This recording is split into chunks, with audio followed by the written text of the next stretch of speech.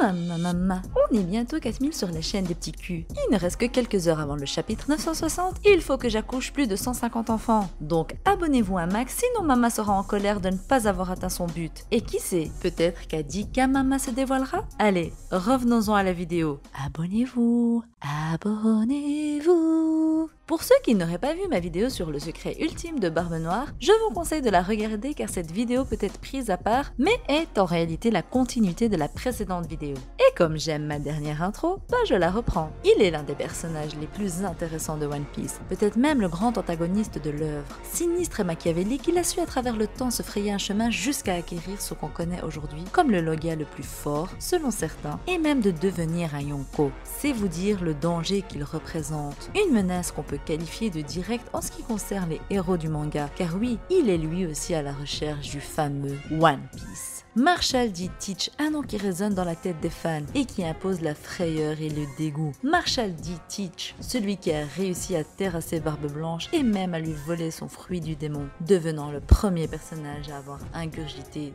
2 fruits du démon. Marshall D. Putain de Teach, celui qui va bientôt ramener son petit cul pour botter celui de Mama. Et oui les petits culs, ce petit bâtard de Barbe Noire veut me voler la vedette, mais n'ayez crainte, il n'en saura rien. Si vous êtes mes vrais enfants, vous avez dû voir ma vidéo avec Mush sur le grand, le beau, l'unique Shanxu.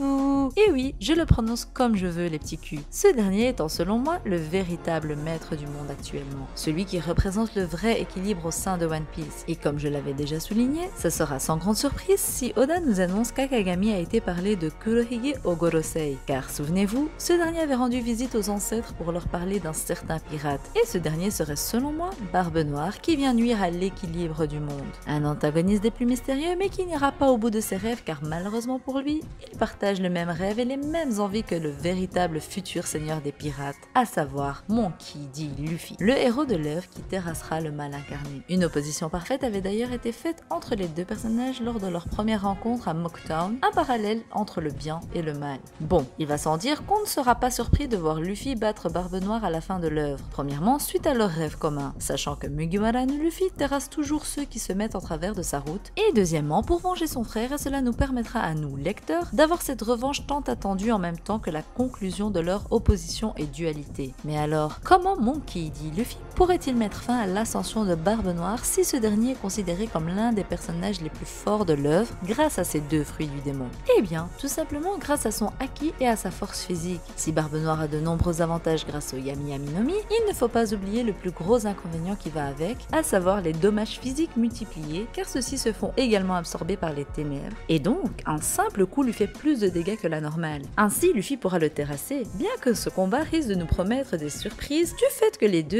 aient hérité de la volonté du dit. L'issue reste connue, une dualité physique également qui ne sera plus présente lors de leur combat, car je doute fortement que Luffy combatte dans sa forme normale et ne passe pas par le Gear 4 où son gabarit se rapproche plus de celui de Teach. Un point qui est également important est le fait que Luffy connaisse déjà les facultés de Teach, bien évidemment ne sachant pas qu'il a volé le Gura no Mi, mais au moins il sait que son Yami Yami no Mi pourrait lui poser des problèmes vu qu'il a déjà eu l'occasion de l'affronter à Impel Down, lui permettant de se préparer pour ce combat et de perfectionner son haki. Surtout que Luffy est bien positionné pour être un rival de taille de Barbe Noire, sachant que sa seule faiblesse notable soit les dégâts dits physiques, soit le style de combat phare de Monkey D. Luffy. En parlant d'Impel Down, Oda nous a permis de garder cette opposition et cette dualité lorsque chacun de ses personnages se rendit à son but. Luffy grimpant les étages de la prison d'Impel Down, qui fait référence à l'enfer de Dante, pour atteindre la sortie et la lumière, tandis que Barbe Noire descendait dans les abysses de l'enfer tel le démon pour atteindre les ténèbres. Sans oublier l'essence même qui pousse les deux personnages à s'aventurer dans le monde de One Piece. L'un avec l'optique de s'amuser, de se laisser porter par les événements, tandis que l'autre est calculateur qui planifie le moindre pas à l'avance, gardant pour autant le même objectif en tête, à savoir trouver le One Piece et devenir le seigneur des pirates, sachant bien entendu qu'ils n'ont pas la même définition de ce titre. Monkey D. Luffy triomphera et deviendra le seigneur des pirates comme ce fut le cas de Roger il y a 38 ans qui a su mettre fin à l'ascension de Shebeck, un héritage que les deux rivaux partagent avec les deux grands ennemis de l'époque, un héritage auquel seuls les porteurs du dit peuvent assumer et supporter.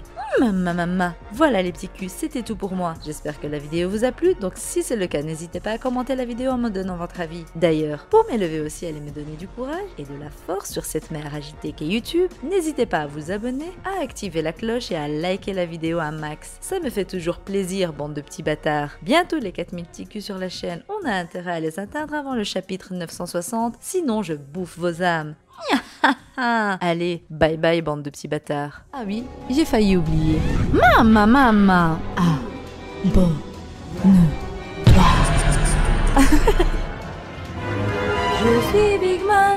Je suis Big Mom, je te bouffe ta race, même si tu t'abonnes. Tu veux que je prenne du poids, abonne-toi, et le pouce bleu pour mettre le feu.